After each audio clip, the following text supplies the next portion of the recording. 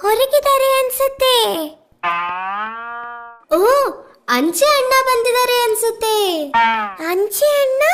ಹಾ ಹೌದು, ಅಂಚೆ ಅಣ್ಣ ನಮ್ಗೆಲ್ಲ ಒಳ್ಳೆ ಸುದ್ದಿ ತಂದಿರಬಹುದು. ಬಾ, ನಾವು ಹೋಗೋಣ. ಅಂಚೆ ಹಣ ಆದೇಶ ಬಂದಿದೆ. ಧನ್ಯವಾದಗಳು.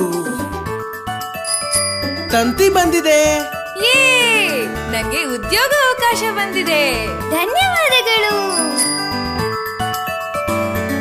ಅಂಚೆ ಅಣ್ಣ ಬಂದ, ನನಗೆ ಅಂಚೆ ತಂದ, ಪದ್ದು ಮದುವೆ